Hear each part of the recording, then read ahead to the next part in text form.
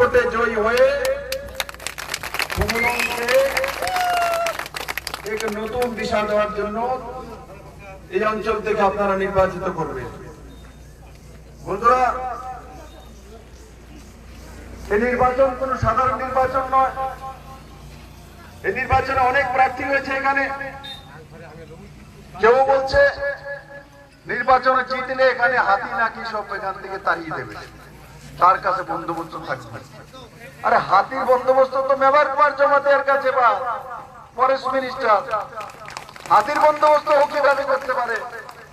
দ্বিতীয় বলছে সমস্ত জনজাতিদের জমিনের ব্যবস্থা করবে। জমিন তো অঞ্চিত বর্মাকে বা জমিন অঞ্চিত বর্মার কাছে, মুখ্যমন্ত্রীর কাছে অলরেডি অঞ্চিত বর্মা সেই দিশাতে কাজ করেছে। পুরনো বামফ্রন্ট সরকার 25 বছর যাবত এবং 15 বছর যাবত লাগাতার এডিসির মধ্যে রয়েছে, কিন্তু 1,30,000 জনজাতিদের যে পাট্টা ল্যান্ড তার কাগজ দেয়নি। অঞ্চিত বর্মা তৈরি করছে, অন্য এখানে ভাওতাবাজি করছে। এখানে ত্রিপুরা সরকার তার ব্যবস্থা করার জন্য মাননীয় প্রধানমন্ত্রী নরেন্দ্র ভাই মোদীর নেতৃত্বে ত্রিপুরা সরকার বিজেপি আইপিএফটি সরকার তার ব্যবস্থা করছে। বন্ধুরা, অন্য করার দরকার নেই। এডিসিতে ইলেকশন জিতলে জমি বন্দোবস্ত করা যায়, এখনো সেই নিয়ম হয়নি।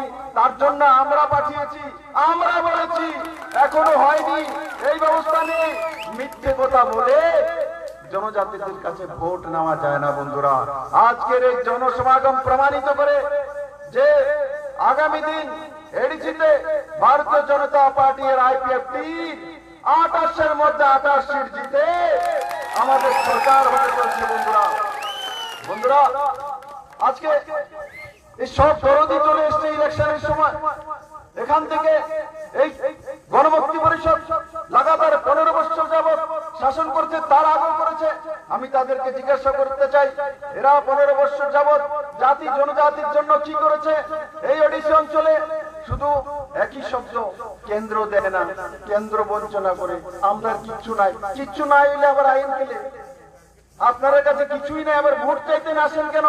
যার কাছে আছে সে ভোট চাইবে। নরেন্দ্র ভাই মোদীর কাছে ত্রিপুরাকে দেওয়ার জন্য রয়েছে, ত্রিপুরার জনজাতিদের উন্নয়ন করার জন্য ফান্ড রয়েছে। নরেন্দ্র ভাই মোদী সেই দিশাতে কাজ করেন। বিজেপি আইপিএফটি সরকার আসার পর প্রথম এডিসিতে 57 কোটি টাকা আনতে সক্ষম হয়েছে, আমরা এনেছি। কমিউনিস্ট পার্টি আনতে পারেনি। জনজাতি অঞ্চলে জলের ব্যবস্থা নেই, বিদ্যুতের ব্যবস্থা নেই, রাস্তার ব্যবস্থা নেই।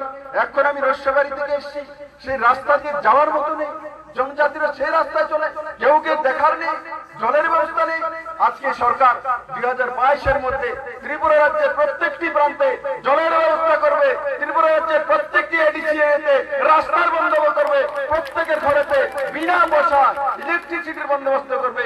সেই দিশাতে সরকার কাজ করে, কিন্তু অন্যরা কি করবে? এসে কি কি শব্দ বলে এটা করবো ওটা করবো, উন্নয়নের একটা কাঠিও বলবে না।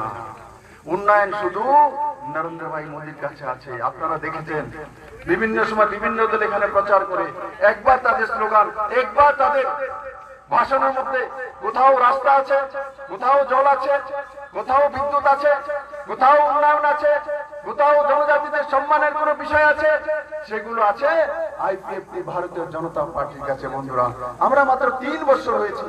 আমি বলি না আইপিএফটি সমস্ত বিধায়করা, বিজেপির সমস্ত বিধায়করা সবকিছু করে দিয়েছে। বন্ধুরা, 25 বছর ক্রমাগত ত্রিপুরাকে বিনাশ করেছে। 3 বছরে এই সরকার বহু কিছু করেছে। আমি এখনো বলি আমি সবকিছু করতে পারিনি, কিন্তু আপনাদের সবকিছু করে দেব। বন্ধু, আমার মধ্যে সেই মানসিকতা রয়েছে। নরেন্দ্র ভাই মোদী ত্রিপুরার প্রতি সে বিশ্বাস রয়েছে। ত্রিপুরার জাতিকে নরেন্দ্র ভাই মোদী ভালোবাসেন। ভারতের কোন প্রধানমন্ত্রী এই প্রথমবার আস্তাবল ময়দানে 9 তারিখ যখন ভাষণ দিয়েছেন, মাননীয় প্রধানমন্ত্রীজি ককবরকে সম্বোধন করেছেন 4 লাখ। আজ পর্যন্ত কোন প্রধানমন্ত্রী ককবরকে সম্বোধন করেনি 4 লাখ 5 লাখ। বন্ধু, নরেন্দ্র ভাই মোদী জনজাতির ব্যথা বোঝেন, তার জন্য 4 লাইন ককবরক শিখে তারপর ককবরকে ভাষণ দিয়েছেন। বন্ধু, এর চেয়ে বড় উপহার জনজাতির জন্য কি হতে পারে? বন্ধু, 130 কোটি ভারতবাসীর সে প্রধানমন্ত্রী ছোট্ট ত্রিপুরা রাজ্যের আমাদের জনজাতিদের ভাষা মাননীয় প্রধানমন্ত্রী সেদিন 4 থেকে 5 লাইন বলেছে। এর চেয়ে বড় উপহার জনজাতিদের কি হতে পারে? বন্ধুরা, আজকে ভারতীয় জনতা পার্টি আইপিএফটি সরকার 3 বছরে ত্রিপুরার মডেল স্টেটের সমস্ত পিলারগুলি আমরা দিয়েছি। মেবার কুমার জমাতে এখানে রয়েছেন। পুরনো সরকার 4টি মাত্র একলব্য বিদ্যালয় আনতে পেরেছিল। মেবার কুমার সমাজের নেতৃত্বে আমরা 18টি ইন প্রিন্সিপাল ত্রিপুরার জন্য আমরা সেই বিদ্যালয় আনতে সক্ষম হয়েছি বন্ধুরা। তার সঙ্গে বড় মাত্রায় ত্রিপুরাতে ইংলিশ মিডিয়াম স্কুল করা হচ্ছে, স্কুল কলেজ এবং ইন্ডাস্ট্রিয়াল উন্নয়ন হচ্ছে বন্ধুরা। সাবরুমে ইন্ডাস্ট্রিয়াল জোন হচ্ছে। ত্রিপুরাকে নতুন দিশায় চলছে বন্ধুরা। আগে কি বলতো কমিউনিস্ট আইডিতে? শুধু মনরেগার কাজ। 2017 আপনারা কি শুনেছেন? যে স্বর্ণযুগ চলছে ত্রিপুরাতে, শুনেছেন তো? ত্রিপুরাতে নাকি স্বর্ণযুগ চলে। সরকার আসার পর আমি স্বর্ণ খুঁজতে খুঁজতে পাগল হয়ে গেছি। স্বর্ণ আর পাওয়া যায় না, স্বর্ণ আর পাওয়া যায় না, স্বর্ণ আর পাওয়া যায় না। ত্রিপুরাতে বলতো জনজাতিদের জন্য মনরেগার কাজ এনেছি, তার জন্য পূর্বতন মুখ্যমন্ত্রী মুকুট পেয়েছে, পুরস্কার পেয়েছে। কতদিন ম্যান্ডেট? এভারেজ ম্যান্ডেট মাত্র 37 দিন, 37 ডেজ। আজকে ভারতীয় জনতা পার্টি আইপিএফটি সরকার কত ম্যান্ডেট দিচ্ছে এটিতে? কত? 82 ম্যান্ডেট। 82 কোথায়? 37 কোথায়? 82 অ্যাসপিরেশনাল ব্লক গুলি যে রয়েছে সেখানে 96 ম্যান্ডেট দিচ্ছি। ওভারঅল ত্রিপুরাতে 72 ম্যান্ডেট আমরা দিচ্ছি। আমরা তার জন্য ঢাকঢোল পিটে বেড়াই না। যদি কমিউনিস্ট বা গণমুক্তি পরিষদ যদি 82 দিন ম্যান্ডেট দিত, তো তেলিয়ামুড়ার প্রত্যেক রাস্তায় রাস্তায় জনজাতিদের লাইনের মধ্যে লাগিয়ে দিত যে মনরেগার কাজ দিয়েছি, তার জন্য মিছিল করো, নারী সমিতি আসো, সারা দিন মিছিল মিটিং। আজকে সরকার আসার পর জনজাতিদের শোষণকারী সেই কমিউনিস্টদের সমাপ্ত করেছে, যে চাঁদাবাজি তা থেকে মুক্তি করেছে। আর সেই দিশাতে রাজ্য এবং কেন্দ্র সরকার মিলে কাজ করছে বন্ধুরা।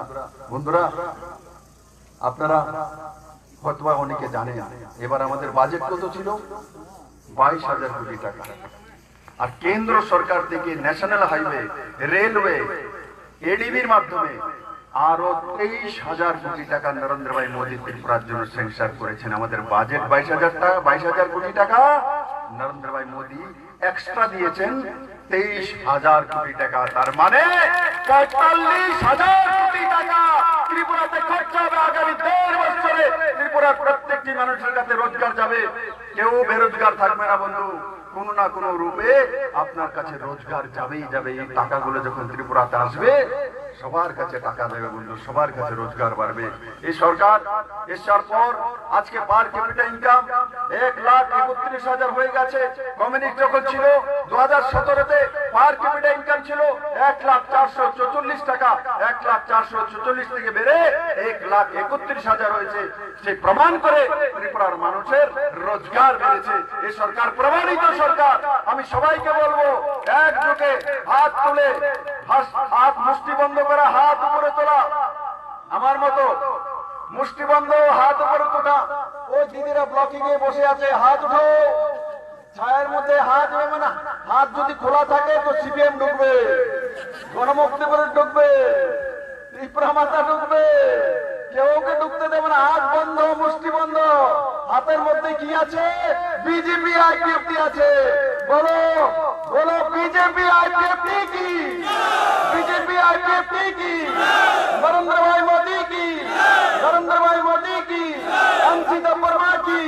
গীতা দেববর্মা কি? সবাইকে অনেক অনেক ধন্যবাদ।